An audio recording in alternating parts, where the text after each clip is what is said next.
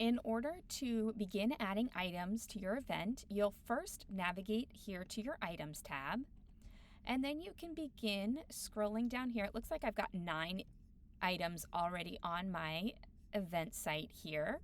I can scroll down and click into any one of these and take a look and see or make any changes.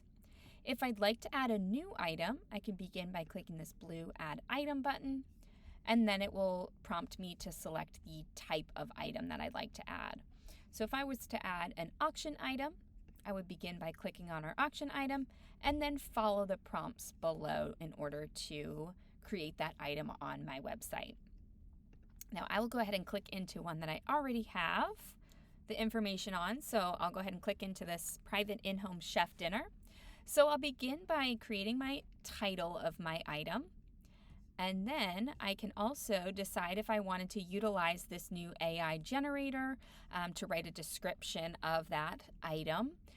You can also just type in whatever you'd like into this box here, keeping in mind that this is what shows up on your event site. So it can be an unlimited amount of characters. You can include all the information, especially if it's a trip or specific blackout dates or anything like that, you can include here.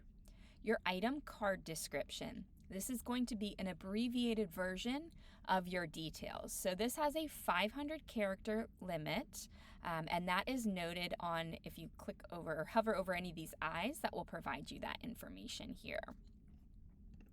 We can decide to highlight the donor on the website as well. So I just put in a local chef has donated this item.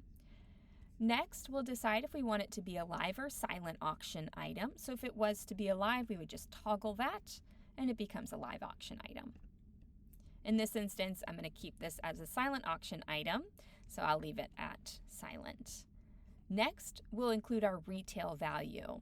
This is important because this is how it will determine your minimum bid and your bid increment. Now, both of those can be adjusted, again, but there is an algorithm that's built into the system automatically for you. So you'll just include that retail value here. Next, we have our more options. So if you see 3 dots with a circle around it, that just provides you with a menu that has more options on there. So we can decide if we want to display that retail value, list it as priceless, or not display that retail value. Next, you can also include a tax rate and shipping costs. If you are working with shipping costs and want to charge anybody, we do suggest that you create a separate fixed price item for that, in which case I can certainly help post-event in creating that. So I would leave your shipping costs blank, and then again, if you needed to include a tax rate here, you can certainly do so. We've also added the feature of our AI generated images. So this is actually one of them. And it takes about 3 minutes to upload those images. If I wanted to select another image, I can certainly do so. But in this case, I selected my version 1 here. If I have images that I would like to upload, I can simply click on here and then drag and drop any of those. You can add up to 9 images, and they do have to be in that JPEG, PNG, or GIF format. Next, we can add tags to this item here. So if I wanted to add a, let's say, food and bev tag, and then I also wanted to add an experience tag, and then if I wanted to add any others, I can certainly do so. Our best practice is to keep your tags to a minimum and just apply those, as many as they apply to, on each item. And I'll show you where that lives on the event site. And next we have our item card sponsor. So let's say that somebody that was a sponsor of our event also donated this particular item. It wasn't actually a local chef, as noted above. So we would select from our drop-down, let's say it was Event.Gives. This now shows up on the item page, and that is actually a hyperlink that they can then click on.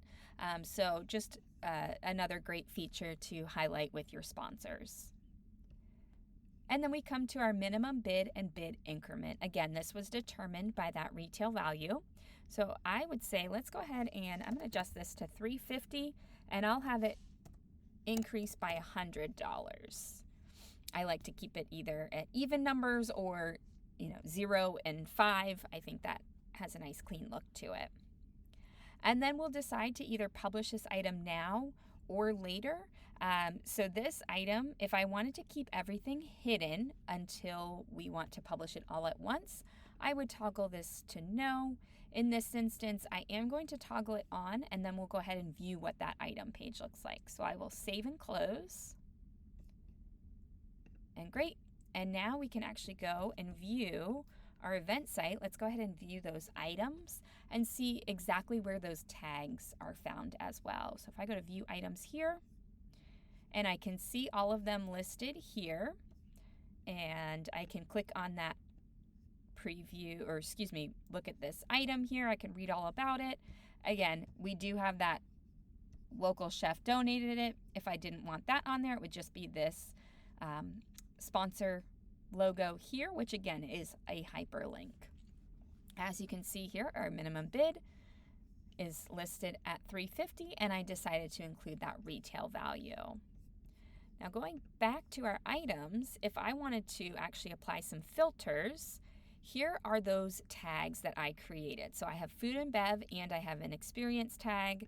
So therefore, if I were to just check off that, it shows me my experience. If I just wanted food and bev, again, it would show that. Or if I checked off both of those, they would fall under either of those. They can also toggle and view items by silent auction or just the live auction items, and so on and so forth. And then if we head back here to our manager portal, again, if I wanted to make any changes necessary, I can click into, let's say I wanted to update this round of golf. We can make any changes here and then just save and close. Or if I also wanted to update and maybe I published it by accident and I want to unpublish it, I can do so as well.